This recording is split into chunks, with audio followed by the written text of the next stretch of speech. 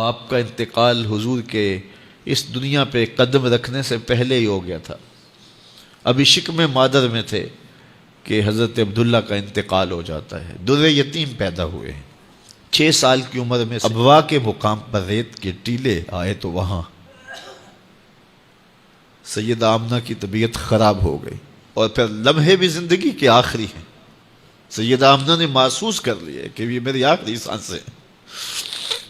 سیدہ پاک نے حضور کے سر پہ ہاتھ رکھا اور روتے ہوئے کہا کہ بیٹا، ہر نئی چیز نے پرانا ہو جانا ہے، ہر باقی نے فنا ہو جانا ہے. میں بھی جا رہی ہوں. وَذِكْرَ بَاق وَوَلَدْتُ طُهْرًا، لیکن میرا ذکر نہیں مٹے گا، اس لیے کہ تیرے جیسا ستھرا بیٹا چھوڑ کے جا رہے ہیں. یہ آخری لفظ تھے سیدہ پاک کے کہ سیدہ آمنہ سلام اللہ علیہا کا انتقال ہو گیا. خیر، حضور ماں سے لپٹ گئے. امی آپ آگے بولتی نہیں ہیں، لیکن خاموش ہو گیا تھا چمن بولتا. حضور نے وہیں پھر اپنی ماں کی تدفین کی. تدفین کے بعد ام ایمن کے ساتھ سواری پر بیٹھ جاتے ہیں اور چمٹ جاتے ہیں ام ایمن کے ساتھ، اور وہ جا کے حضرت عبد المطلب کے سپرد کر دیتی ہیں. تو حضرت عبد المطلب حضور کو آغوش میں لے کے بڑا روئے اور ام ایمن سے کہا کہ میرے اس بیٹے کا تم نے خاص خیال رکھنا ہے. اور پھر انہوں نے اتنا خیال رکھا کہ میرے حضور فرمایا کرتے تھے، ام ایمن میری ماں کے بعد میری ماں ہے. 2 سال کے بعد حضرت عبد المطلب کا بھی انتقال ہو گیا. ابن حشام کے یہ لفظ سینہ چیرتے ہیں کہ جب امیر قریش کا جنازہ اٹھا تو سارا مکہ جنازے کے لیے امڑ آیا، لیکن لوگوں نے 8 سال کے ایک بچے کو دیکھا جو دیواروں سے لپٹ لپٹ کے رو رہا تھا. آج یہ سہارا بچھن گیا تھا. پھر چچا کی کفالت میں آئے. پھر ایک وقت آیا کہ وہ بھی اس دنیا کو چھوڑ گئے، اور اسی سال حضور کی اہلیہ کا انتقال بھی ہوا، اور اس سال کا نام عام الحزن، دکھوں کا سال رکھا. اہل مکہ نے جو سلوک کیا وہ کسی سے بھی مخفی نہیں ہے.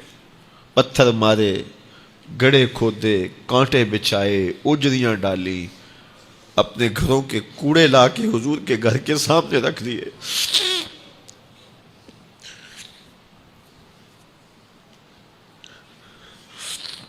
یہ کس چیز کی سزا دے رہے تھے میرے حضور کو؟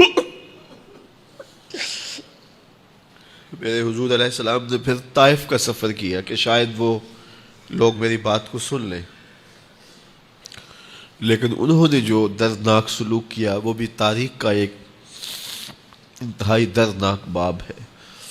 انہوں نے اوباشوں کے ہاتھوں میں پتھر دیے اور جس راستے میں میرے حضور نے گزرنا تھا ان کو اس راستے پہ کھڑا کر دیا اور کہا ان پہ سنگ زنی کرو. اور وہ آقا کریم پہ پتھر مارتے، حضور کے پاؤں پہ پتھر مارتے. آقا کریم علیہ السلام پاؤں اٹھاتے تو وہ دوسرے پاؤں پہ مارتے. پھر حضور شدت درد سے بیٹھ جاتے تو ان کے 2 غنڈے دائیں بائیں سے آگے بڑھتے اور حضور کو کندھوں سے پکڑ کے اٹھاتے، پھر سنگ باری کرتے.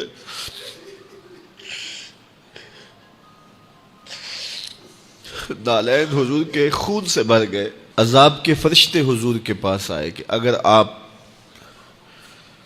بد دعا بول دیں تو ابھی ہم ان پہاڑوں کو جوڑ دیتے ہیں اور یہ طائف کے لوگ پس جائیں گے. ان پہاڑوں کے درمیان آسمان سے پتھر اتریں گے، ان کے سر کچل دیے جائیں جنہوں نے آپ کو دکھ دیے. اب صحابہ جو ساتھ تھے انہیں بھی شدید آرزو تھی کہ حضور ان کے لیے بد دعا کریں، انہوں نے بڑا دکھ دیا. تو پھر حضور کے ہاتھ اٹھ گئے. صحابہ کا خیال یہ تھا کہ ابھی حضور کی زبان کھلے گی اور بد دعا کے لفظ نکلیں گے اور یہ پیس دیے جائیں گے.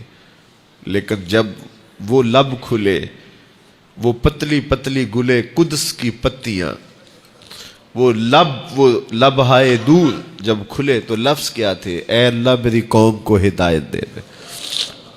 یہ مجھے جانتی نہیں. اور کہا کہ مجھے ان کی نسلوں سے ایمان کی توقع ہے.